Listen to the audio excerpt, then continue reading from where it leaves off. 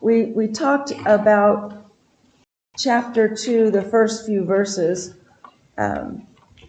David, the first thing he did when he found out that, I think it is, Mom. He found out that Saul had died. He didn't rush in like Wadeen was saying. He could have just rushed in and said, "Oh, I'm the king now." He immediately did what? Verse 1, and it came to pass after this that David inquired of the Lord, "Lord, what shall I do next?" And so he got an answer from God, and he obeyed. He went to Hebron. Can you hear me all right? Yeah. Okay. So, and Hebron means communion, fellowship, some of the meanings of it. It was kind of a center of Judah at that point. It was a place where Abraham and Isaac and Jacob and Joseph, they were all buried there. So it was a good place for David to go and set up his kingdom. So I'm going to start out with verse 7 then. David found out, someone told him that the men of Jabesh Gilead had gone at risk of their lives to get the bodies of Saul and Jonathan from the Philistines and give them burial. And so David found that out, and he said in verse 5, "Blessed be of the Lord that ye have showed this kindness unto your Lord, even unto Saul, and have buried him. And now the Lord show kindness and truth unto you, and I also will requite you this kindness, because you have done this thing. Therefore now let your hands be strengthened, and be ye valiant, for your master Saul is dead, and also the house of Judah has anointed me king over them." So it was like a subtle reference to the fact that he was king, and he was saying, giving them opportunity to look at him or accept him as their king also.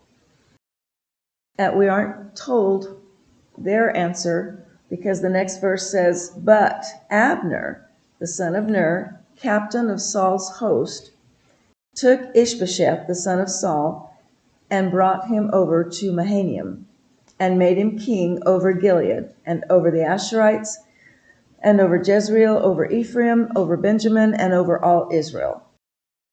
Ishbosheth, Saul's son, was 40 years old when he began to reign over Israel, and he reigned 2 years. But the house of Judah followed David. So now there's a split. And the time that David was king in Hebron over the house of Judah was 7 years and 6 months. And there is some conjecture over why Ishbosheth just reigned 2 years and David reigned 7.5. But it could have been that it took a little bit of time before Abner caused Ishbosheth to reign. One of the thoughts was that some of these places that are mentioned in verse 9 were still, they were still in the Philistine hands, and so Abner had to get them back into Israel's hands, and maybe he didn't make Ishbosheth king until that was accomplished, because it said he was king over all of those places. So that's just one thought. We don't know for sure. So I wanted to give you just a little bit of a background on Abner. Abner was Saul's first cousin. So Abner's father and Saul, King Saul, who died, his father, they were brothers. And Abner was the captain of Saul's army, had been for a long time. Also, Ishbosheth's name had been Ishbaal, and they say that it maybe the Israelites changed it, or he changed it, so that it wouldn't have that pagan part to it, because Baal's a pagan name. I don't know about that. That's conjecture. It is thought that perhaps Abner, he was Saul's first cousin, and so he would be Ishbosheth's what? No. Was he the uncle? Yeah, he'd be his uncle. So that perhaps he was intent on perpetuating the house of Saul. I'm sure that was one of the reasons that he did that. But think about it. Back when David and Saul were on friendly terms with each other, which was quite a while back. It was just the beginning of David's public life that they were friends. Abner was the captain of the army, and so he would have known David well, because David was in the army. He fought in the army. He was a very mighty soldier, and so Abner would have known him well. And it was Abner that brought David back to King Saul after he killed Goliath. It was Abner who was seated at the table when David was absent, because he and Jonathan needed to figure out what Saul's intentions were. So Abner was around all that time. It wasn't that he didn't know David, and it wasn't that he didn't know, we'll find out later, that God intended to put David on the throne. So that says something for Abner to go ahead and just put Ishbosheth on the throne. Notice in verse 8 and 9, Abner took Ishbosheth, the son of Saul, and brought him, verse 9, and made him king. So Abner did this. And Abner probably was much better known at the time than Ishbosheth. Ishbosheth was Saul's son, but he wasn't, if Jonathan had lived, Jonathan was a mighty warrior and was well known. Ishbosheth, we don't even read about him until now. So Abner just did this. And Ishbosheth, Saul's son, was 40 years old when he began to reign. It doesn't say a thing about anybody seeking God, not Ishbosheth and not Abner. And I've got down here Psalms 2:2. The kings of the earth set themselves, and the rulers take counsel together against the Lord and against his anointed, saying, let us break their bands asunder and cast away their cords from us. He that sitteth in the heavens shall laugh. The Lord shall have them in derision. God makes a plan. He has a plan, and man can't thwart that plan. It makes me think that Abner had no regard for what God had planned. Maybe he didn't believe it, or maybe he just didn't care. Maybe it didn't make any difference to him. I don't know. And the same with Ishbosheth, because he let Abner do that. And then in Proverbs 21:30, there is no wisdom, nor understanding, nor counsel against the Lord. So God is going to have his way, and we'll see God do that. And I liked this.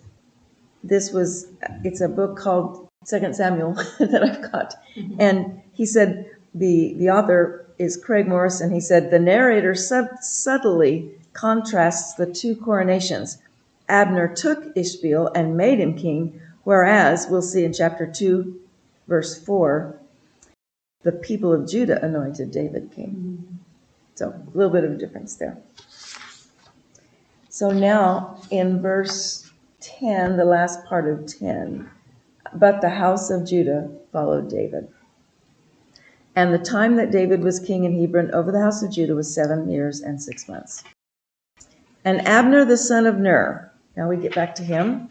What's he doing? And the servants of Ishbosheth, son of Saul, went out from Mahanaim to Gibeon. That's about 45 miles. So remember, I don't know, maybe they had horses. That would make a difference. But with a whole army, they usually didn't have horses for everyone. So it was a trek from Mahanaim all the way to Gibeon. And then Joab, the son, this is the first time we read of him. Joab, the son of Zeruiah, and I don't know if I'm saying that right, Zeruiah, that was David's sister. So Joab was David's, what would that make him? Sister. Nephew. Yeah, okay. nephew. Yeah, I get all mixed up on these. So think about this, though. They were all together in Saul's court. This is a small nation. They knew each other. Their families were intertwined. So when they had a civil war, it was kind of a big deal to be on different sides. The men that were fighting in that war fought with people they knew. Kind of like our Civil War. Yeah, right. Kind of like our civil war. So Joab, the son of Zeruiah, and the servants of David went out. Now, from Hebron to this same place, Gibeon, it's anywhere from 25 to 30 miles. And that's just as the crow flies. I was just taking the map and getting my ruler, and figuring it out. So I don't know how long it took them, but when the scripture talks about, oh, they went from here to there, well, 45 miles would be nothing for us. But for them, that's a good long trek.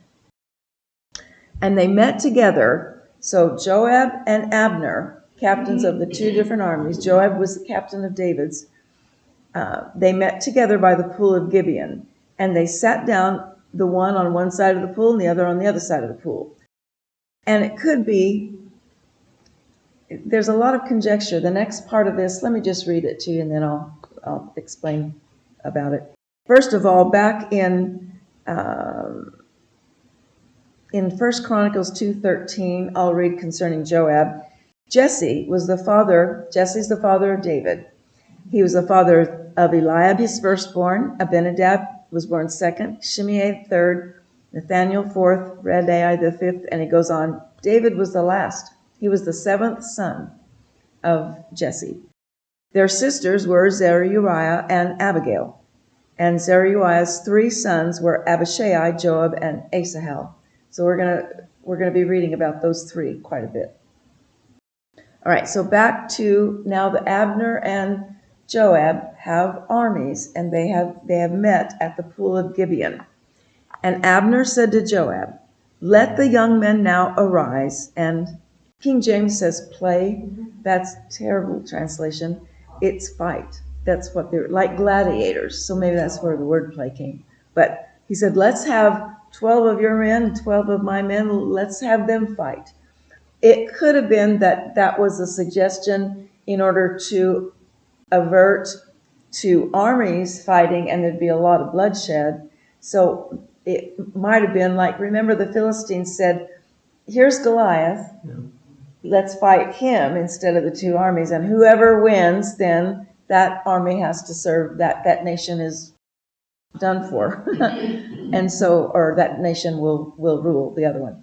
So it could have been like this. It could have been that they had Joab and both Joab and Abner had in mind that whoever would win this fight, then the other part of Israel would obey and go ahead and be either under David or Ishbosheth, whichever.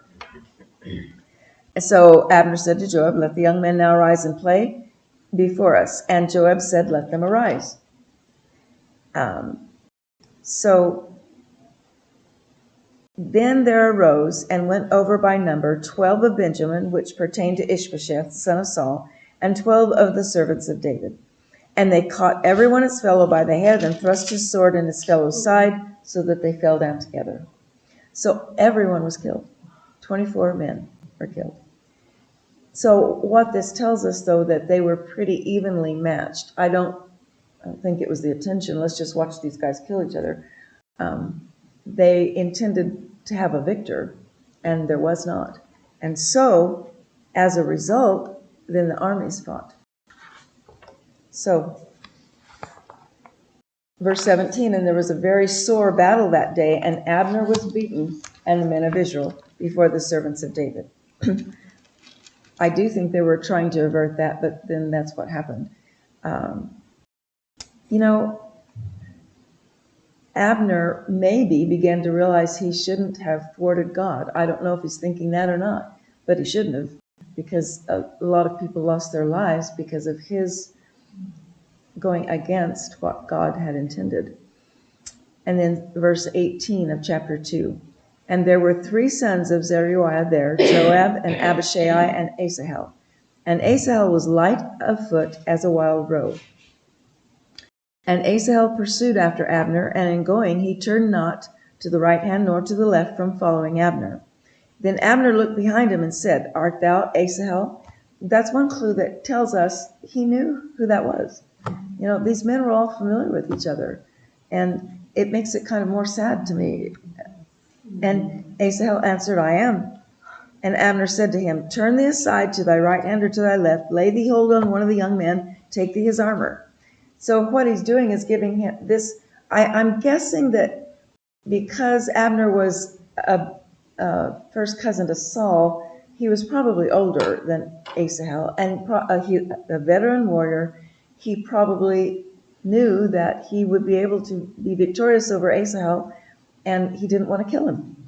I think it came down to that. Abner did not want to kill this man. And so he's giving him an honorable out by saying, take one of the young man's armor, take a trophy and go back. Don't follow me anymore. But Asahel would not turn aside from following him. Maybe Asahel thought he could win. I don't know. And Abner said again to Asahel, turn thee aside from following me. Wherefore should I smite thee to the ground? How then should I hold up my face to Joab thy brother? Howbeit he refused to turn aside.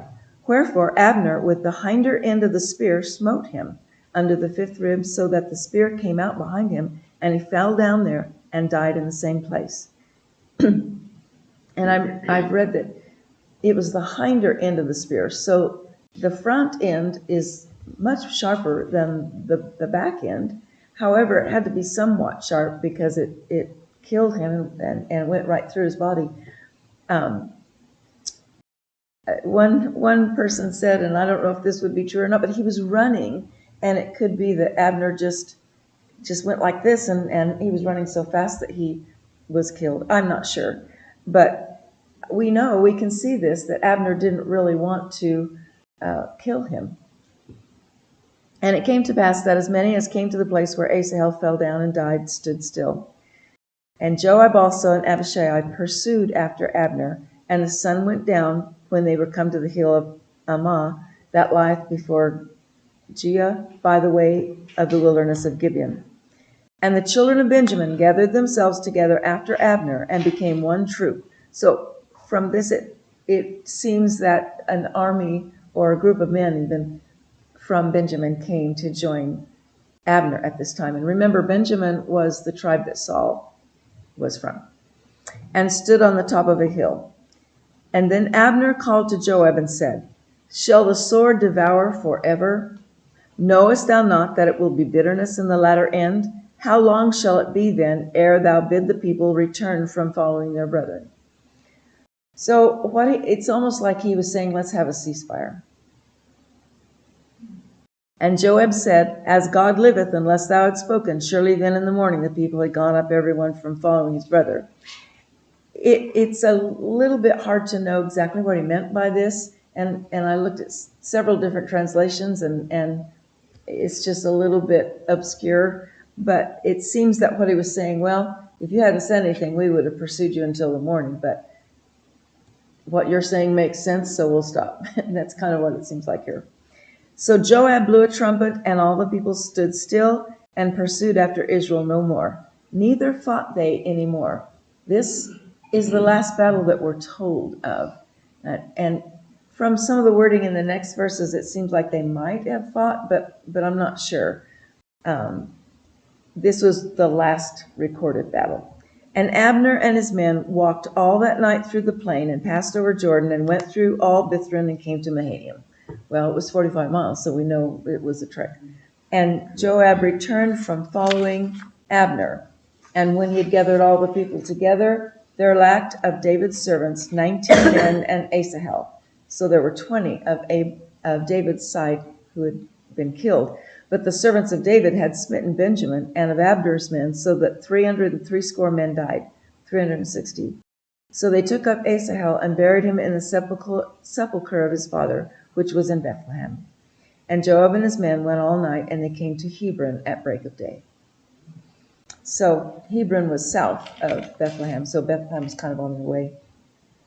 But we will find out that Joab and his two brothers were very close.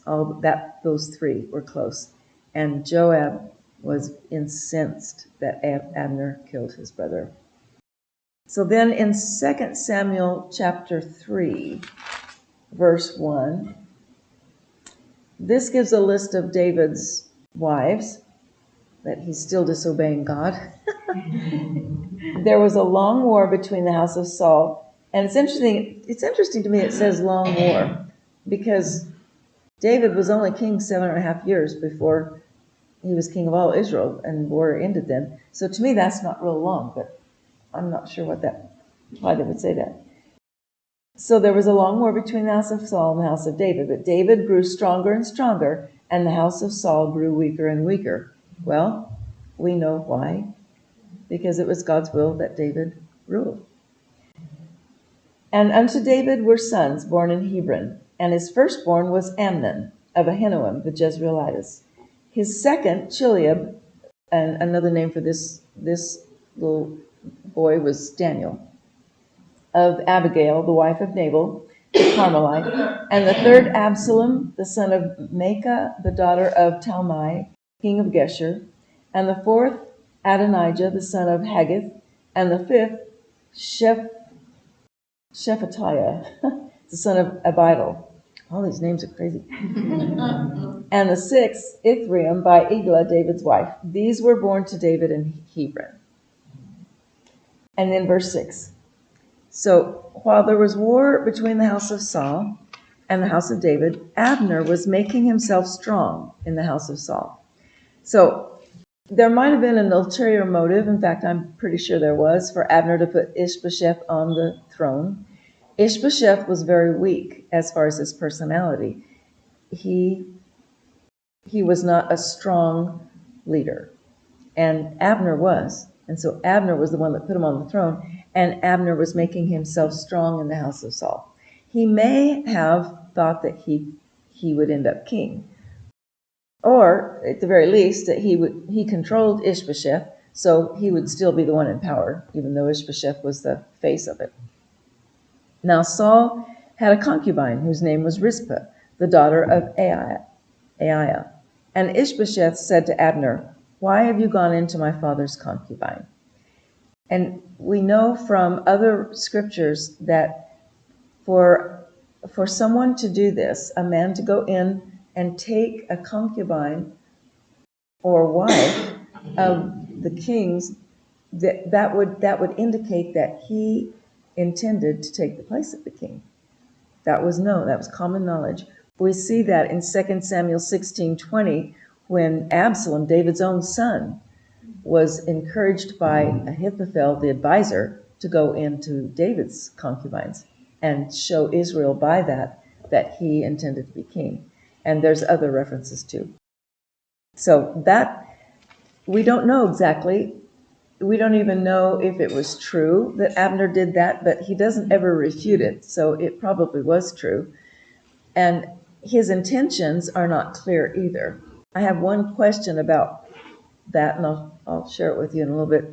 But verse 8, Abner was very angry over the words of Ishbosheth and said, "Am I a dog's head of Judah? To this day I keep showing steadfast love to the house of Saul your father, and to his brothers, to his friends, and have not given you unto the hand of David.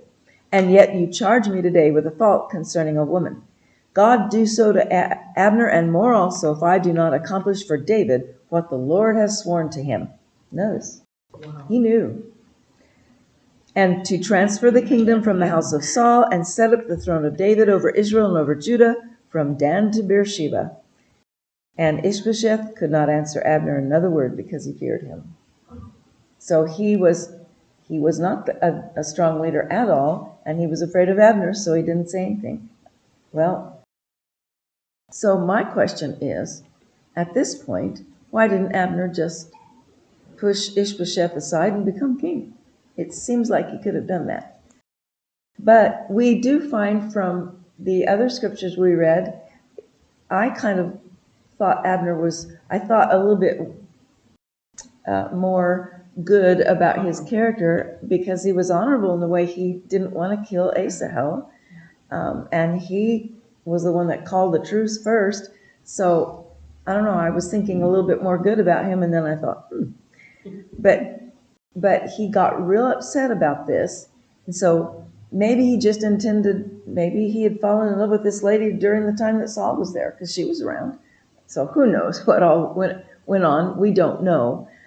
But immediately he says, okay, you're going to get on to me after all I've done for you, so I am going to give your kingdom to David, just like the Lord told him. And one answer to my question, and you guys think about it too, but I thought it was just God that caused Abner to do what he did. God came in because God had a plan. And it reminds me of that verse in Proverbs, God turns the heart of the kings. Just like rivers of water, God can do anything he wants, and he will to accomplish his will. So, God can change people's direction and their hearts. So we can hope in that, because we all need him to do that with somebody in our lives. So,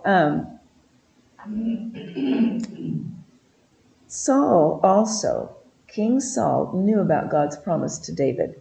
In 1 Samuel 24:20, he says, "And now, behold, I know that you shall surely be king, and that the kingdom of Israel shall be established in your hand." I doubt if Saul knew at the time that Samuel anointed David king, but it got out. And it was in front of David's brothers and his father, his family, so it eventually got out. So we see that Saul knew about it, and Jonathan knew about it. And I'm not going to give you all these scriptures because you can find them, but Jonathan told David one time, he said, when you become king, I want to be right there by you. And so we also know that Abigail, when she went and stopped David from coming and wreaking havoc on her family because her husband had treated him badly, she told David, she said, when the Lord has done to my Lord according to all the good that he's spoken concerning you, and has appointed you prince over Israel. She knew. And if she knew, you can imagine, I bet you everybody knew that God had intended to make David king. And so that makes Abner's actions in putting Ishbosheth in a little bit more suspect. And then also, one last thing, Samuel, remember the night before Saul died in battle, he was desperate to know what to do, and he went to a witch and had her conjure up Samuel. And it's a lot of conjecture whether it was really Samuel, but it records that Samuel says, "And the Lord hath done to him as he spake by me, for the Lord hath rent the kingdom out of thine hand, Saul, and given it to thy neighbor, even to David." So when Saul went to inquire of that lady, I'm guessing Abner was probably with him, or if not, Abner would have known what she said and what Samuel said. So we find in verse 12 of chapter 3, and Abner sent messengers to David on his behalf, saying, "To whom does the land belong?" And it's a rhetorical question saying, God's given you the land. "Make your covenant with me, and behold, my hand shall be with you to bring over all Israel to you." And he said, "Good, I will make a covenant with you." So this is David's answer. "But one thing I require of you, that is, you shall not see my face unless you first bring Michal, Saul's daughter, when you come to see my face." So I'm guessing David might have had some feelings for her, but it's been a while. It's been at least more than 7.5 years, and more than that because he had been separated from her during the time that Saul was chasing after him. So probably he is thinking that this would be a good political move because she was the daughter of Saul. And she was legally his wife, though. So, verse 14, David sent messengers to Ishbosheth, Saul's son, saying, "Give me my wife Michal, for whom I paid the bridal price of 104 skins of the Philistines." And it actually was 200 that he brought. So, at risk to his life, he purchased her, and so she belonged to him. And Ishbosheth sent and took her from her husband, Paltiel, the son of Laish. And this is sad. But her husband went with her, weeping after her all the way to Bahurim. And Abner said to him, "Go, return." And he returned. So this guy didn't have any say in anything. And Abner conferred with the elders of Israel, saying, "For some time past you've been seeking David as king over you. Now then, bring it about, for the Lord has promised David, saying, 'By the hand of my servant David, I will save my people Israel from the hand of the Philistines and from the hand of all their enemies.'" What else does that show you about Abner? He knew about all of that. And so, why then did he put Ishbosheth in at the beginning? I don't know. And it could be he's just saying this now to get the Israelites and the elders of Israel to come over and change and be with David. He had a lot of persuasion with them. So I'm trying to look at his heart and say, what kind of a heart did Abner have? It doesn't tell us, so we don't know. Except for, I think, had he had a heart after the Lord, we would know that. So, verse 19, Abner also spoke to Benjamin. And then Abner went to tell David at Hebron all that Israel and the whole house of Benjamin thought good to do. So you see the influence that Abner had over all of Israel and Benjamin.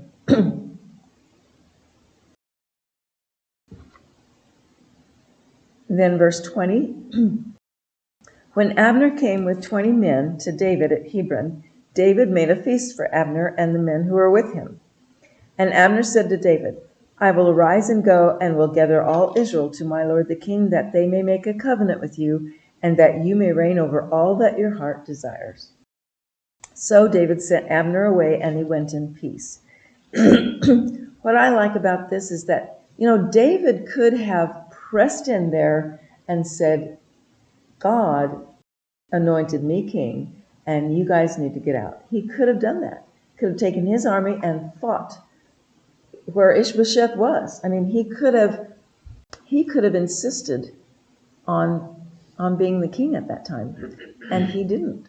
He waited 7.5 years, and that's a long time. But by waiting, a lot of bloodshed and warfare was avoided. God had a better way than it would have been had David done that. So, verse 22, just then the servants of David arrived with Joab from a raid, bringing much spoil with them. But Abner was not with David at Hebron, for he had sent him away, and he had gone in peace. So David received Abner and his men and gave a feast for him. And since Abner was the commander-in-chief of the armies of Israel, Joab now comes in after Abner has gone, and you can imagine what Joab is thinking. I am the captain of the armies, but how long am I going to be that if Abner's in the picture? When Joab, in verse 23, and all the army that was with him came, it was told Joab, "Abner the son of Ner came to the king, and he's let him go, and he's gone in peace." So Joab immediately goes to David and says, "What have you done? Behold, Abner came to you. Why is it that you've sent him away so that he is gone?" It's like, how could you do this? What he was saying is, Abner's the enemy, and you let the enemy go? We have fought. My brother died, and you have just let him go? And in verse 25, you know that Abner the son of Ner came to deceive you, and to know you're going out and you're coming in, and to know all that you are doing. Well, it never says that that Joab is wrong about Abner. But I think from the verses that we read before, I think Abner was not doing that. He wasn't spying out the land like Joab thought. He really was going to bring Israel to David. And Joab just didn't. He already had a mindset against Abner, and he couldn't think anything good about him because he killed his brother. So it shows you his heart. I'm guessing that when Joab went to David, David would I would imagine that David would tell him what was going on, and give him a reason as to why David did that. We aren't told anything that David answers Joab, but I'm imagining that David did answer him. But evidently, whatever David told him did not make a difference in the way he thought, in the way Joab's mind was set. So in verse 26 of chapter 3, when Joab came out from David's presence, he sent messengers after Abner, and they brought him back from the cistern of Sirah. But David did not know about it.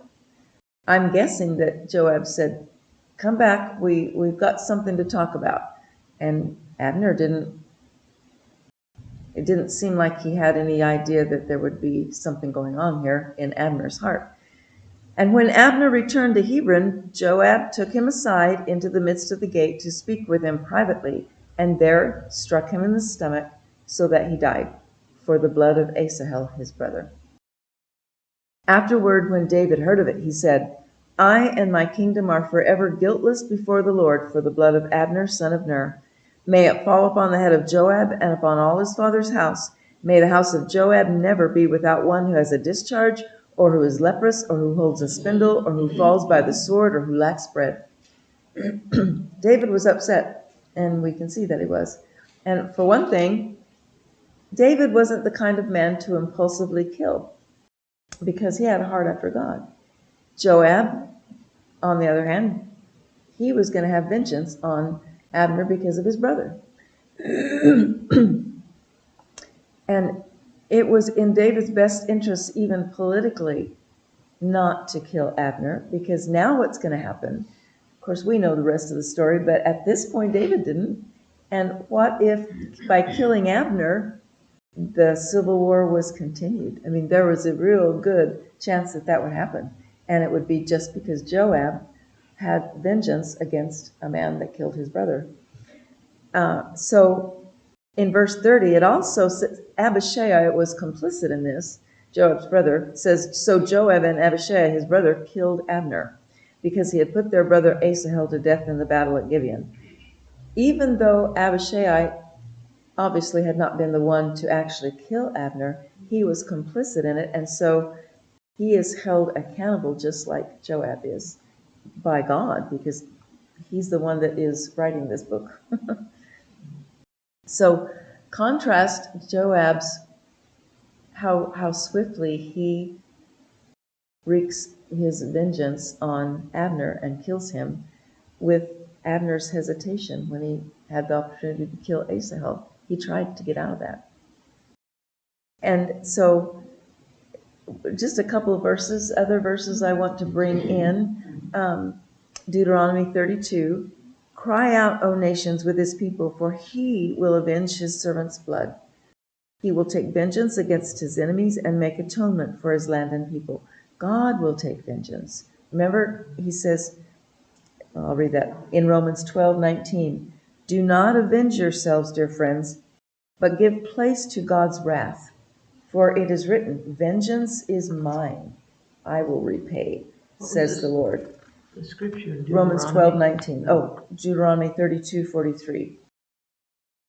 And to go on in Romans 12:19 and 20, "Rather, if your enemy is hungry, feed him. If he's thirsty, give him a drink. For in doing this, you will be heaping burning coals on his head. Do not be overcome by evil, but overcome evil with good." So just because they're in the Old Testament and the culture was different and people were killing people all the time, does not let these guys off the hook in God's eyes. And so Joab just shows that he's got revenge in his heart and he's going to take care of it. And contrast that with David and the way he was with Saul.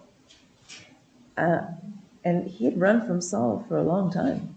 And there were several opportunities to kill Saul, and he didn't. So that was the difference in the heart. Okay. Then in 2 Samuel 3, verse 31. "And David said to Joab and to all the people that were with him, 'Rend your clothes and gird you a sackcloth, and mourn before Abner.'" So he was making Joab mourn. And it doesn't say that Joab didn't. So I have another question about this portion of scripture. I'm thinking, why didn't David take care of Joab? Joab had killed somebody. Why didn't David, because David killed the Amalekite, and we find later he kills some people that commit murder. Why didn't he kill Joab? And the only thing I can think of is that David knew the mind of God, and God didn't want Joab dead. It's the only thing I can think of right here, because David was a man that had a heart after God. We know that. So David and King David himself followed and how do you say that? Beer? B-I-E-R? Buyer? Buyer. And they buried Abner in Hebron, right there in David's city. He buried Abner there. And King David himself followed it. The king lifted up his voice and wept at the grave of Abner, and all the people wept. Most of them would have known Abner real well. And he had been a good commander-in-chief for Saul. So now David is making sure that every single person in the land of Israel would know that it was not his desire to kill Abner. And the reason he had to go overboard to make it sure, because Abner ostensibly stood in the way between him and David, and David's becoming king over all Israel. So it would have been, naturally speaking, David would benefit by Abner's death. So he wanted everyone to know that no, he did not do this. I think it's easy for us sometimes to, and we're not dealing with slaying people, and but we can jump the gun and want so, this needs to be done. I'm going to do it, and we just have to be careful, because God's way is a whole lot better than ours. And it's real easy to get ahead of God, and we don't want to do that. And that's how I see David here. He refused to get ahead of God, even in Joab's, in judging Joab. So, verse 33, and the king lamented over Abner and said, died Abner as a fool dieth? Thy hands were not bound, nor thy feet put into fetters. As a man falleth before wicked men, so fellest thou. And all the people wept again over him. So it was like one of those poems that were said before funerals. David made up a poem about him. And so David was just showing everyone, I am sorry this man is dead. And all the people wept again. And when all the people came to cause David to eat meat while it was yet day, David, so this is after the funeral, and everyone's saying, okay, David, you need to eat now. David swears, saying, so do God to me and more also, if I taste bread or aught else till the sun be down. It was something that he had done before with Saul and Jonathan's death. When he heard it, he and his men fasted until evening. So I think it was something in their culture that they did real often. They would fast till the evening of the day that other person died. So he's saying, oh no, I'm fasting. It shows grief, and it was part of their mourning. And all the people took notice of it, and it pleased them, as whatsoever the king did pleased all the people. For all the people and all Israel understood that day that it was not of the king to slay Abner the son of Ner. And so David accomplished what he wanted. He didn't want them to think it was him. And the king said to his servants, know you not that there is a prince and a great man fallen this day in Israel? And I am this day weak, though anointed king. And that weak means tender or soft. And these men, the sons of Zeruiah, be too hard for me. And that word hard, in contrast with David saying he was weak, the word hard means severe, churlish, hard-hearted, stiff-necked, stubborn, cruel. So that's what he said about Joab and Abishai. They are too hard for me. The Lord shall reward the doer of evil according to his wickedness. So what he's doing is kind of like giving the judgment of Joab to God and saying, God, but he made everybody know what he felt. And I had to wonder what Joab was thinking all this time, because it's like David starting out his kingdom now with a chief in command of the army, that there's some problems between them. But that's for next time. I'm a little early, but we'll go ahead and the next, let's see, we ended at about verse 39. Where's that? Yes, so we'll be in chapter 4 next week. What's interesting is with Joab, it was about personal revenge, not about the kingdom, not about God's will. That's personal true. revenge. That's true. Did you all hear what Alice said? No. That's a good point. I like that. Say it, I didn't hear what you said. With Joab, it was about personal revenge, not about God's will, not about God's kingdom, just revenge in his heart. Yes, And God didn't want that. right. Every little thing matters. Any other thoughts about what we've read? We covered a little bit, but